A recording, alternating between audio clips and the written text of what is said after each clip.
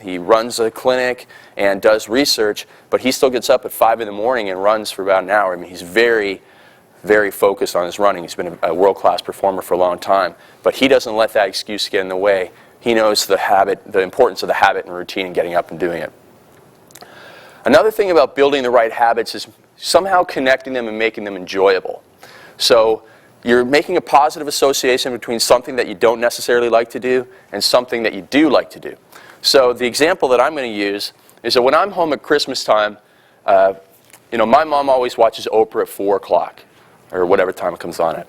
Now, let's say you come home from work, you like to watch Oprah, and you need to have a good snack. Well, you can say, okay, if I sit down and watch Oprah, or if I eat this snack of raw vegetables and hummus or fruit or whatever, then I'm allowing myself to watch Oprah. So you're making that positive connection between the food or whatever habit it is and something else you enjoy. Perhaps it's the music that you put on your iPod when you go to train. But make sure that there's something enjoyable that you can connect with something that's a habit you need to change, and that's a positive association. Tracking your information, this stuff is great for people like me. I grew up every morning I'd spend like 40 minutes going through baseball stats for some reason. And now, I like to track stats in my workouts, a little bit in nutrition, but more in the workouts. I like to track the changes over time. So for guys like me, that's a good way to keep people motivated and into their programs and their motivation. We had one guy in the transformation contest. He was an engineer, and every week he'd have this new chart and graph, and I mean, you could barely make sense of it. But he was, that's what kept him motivated. He's tracking his mileage. He also did a bit of running. He's tracking his calories and his weight loss. And it's really interesting to see because that leads into the next one, which is discover your body. And another girl who was in the transformation contest, she did the same thing with her weight loss. And very, very important lesson here is that her weight loss did not just go like this, but it went down, up, and it was like watching the stock market these days, go down, down, down, and up, but the variation in it.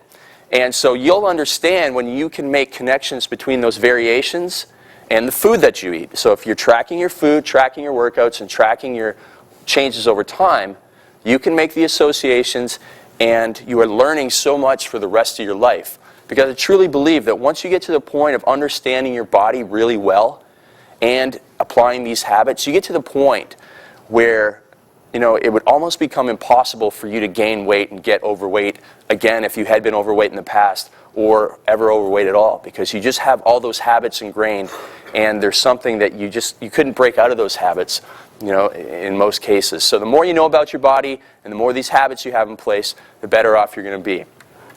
And then also going back to the turbulence training lifestyle, we're just doing the 3 workouts per week, the 3 quality workouts, and then we're getting into those off days where you can build in fun activities so it's not just stuff that you dread doing, because that's what bothers me the most is when I hear from people that they're in the gym 6 days per week, 90 minutes, dreading every workout. I mean, you are not going to last on that type of lifestyle. But if you can just go in to the gym or to your home gym, do 3 quality workouts, and then you have 4 days per week where we do want you to stay active, but you can take something up again from your past, dancing, etc. That's what we want you to do. I mean, one of the best stories that I came across on the Transformation Forum was this girl named Amy. She's been in all the contests. She's one of those girls who the first time through had a good contest, second time through okay, third time through it all clicked for her, and she had amazing success. But one of the things that she did this time around, and I truly believe that when you get into some activities that you like and you're less stressed about your workout, you'll actually get more results. What she did is she used to, dance. I can't remember the exact type of dance that she used to do, but she used to do this when she was a teenager and into her early 20s. And she went back 20 years later and started doing this again. Taking it up, having fun with it, looking forward to it so much. And I truly believe that there's something about that that's going to help you obviously stick to your program a lot better, but also help you get more results. I mean, you've probably heard articles talk about yoga and Pilates. They help reduce your stress, and stress is associated with abdominal fat. So in theory, those types of exercises should help you lose belly fat. And there may be something there because of that enjoyment in the type of training that you do. All right. So this is a continuation of the habits here, talking about the rituals.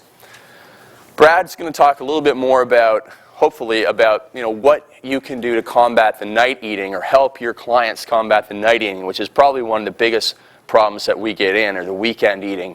But simply putting stuff out of sight, out of mind is one place to start. Simple tip like chewing gum or brushing teeth after their meals. That's how we help people try and get over that stuff. Simply getting up and moving and being busy, because what we're trying to do is to get you to make that mindset shift to truly believe, am I hungry, or is it 3:30 and this is a time that I usually go to the cupboard mindlessly? Now, this is kind of a sad but funny story. My father passed away in September, and he always had a stash of candy right beside his bed. So whenever I would go home, I would go upstairs, and instead of going left into my room, I would make the detour right into his room and see what he had in there, and maybe pick up a few little things.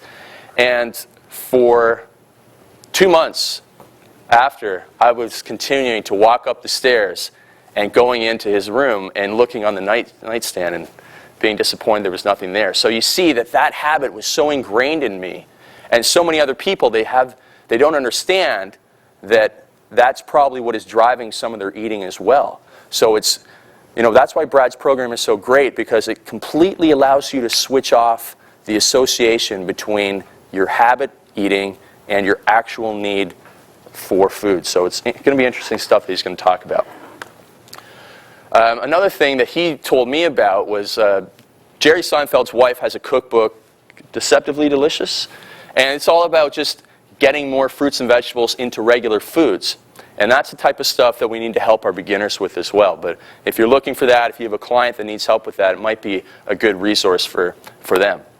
Getting into the planning, shopping, and preparing rituals. So whether it's Saturday or Sunday or Tuesday night, planning out the grocery list, planning out the meals for the week, and making sure that you're planning that out and preparing it all, because the thing that you're doing here is overcoming the obstacles in your life.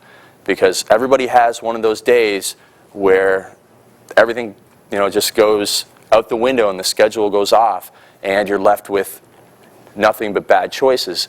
And that's where we falter. So planning for those obstacles and finding ways around them is what's going to help you stick to your motivation, your success. And then one thing that Brad talked about, I don't know if you guys listened to the New Year's Day call that we had, but it was changing self-beliefs. I'm still going to talk about this a little bit more. But one thing that Brad did was that he made a new rule: there's no eating in the car. And when he did that, one, his car got cleaner, and two, he realized how much he was actually eating in the car. And if this is if weight loss is a problem for you, making these simple types of rules, no eating in the car, no eating after a certain time at night, after 8 p.m., that type of stuff, there's nothing magical about when you eat at night, but if you eat over the number of calories that you need, then you're not going to have success with your program. So this book that I recommend underneath here, it's not the most exciting book in the world to read, but it's a very popular book and still sells quite well, even though it's from the 1960s. It's called Psycho-Cybernetics, and the bottom line, if I was going to sum it up in just a few words, is that if you have a true belief in yourself, then you will succeed at what you're trying to do. So actually, I'll use an example from the forum again. This one woman, every day she went by this convenience store. For some reason, she always went in and bought some junk food. Every day. So, she couldn't walk by it without going in. For whatever reason, that belief was in herself that she could not walk by the store without going in. So we, went back and forth on the forum a little bit and tried to change her mindset so that she truly believed she could walk by the store. It sounds so simple and so, almost ridiculous that, that's all you have to do is change that belief in yourself.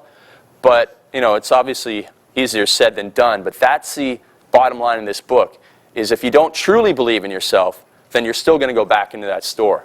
So you have to, sit down and I call it the little tyke psych, in that, little kids, they'll ask why over and over again. And you have to ask yourself why over and over again to get to the bottom reason to why you do certain things and sabotage your success. So you have to go through that exercise, ask yourself those questions. Why am I going into this store? Why do I feel that I need to do this? Why am I doing this? Why? And then you'll get to the bottom reason. Maybe it's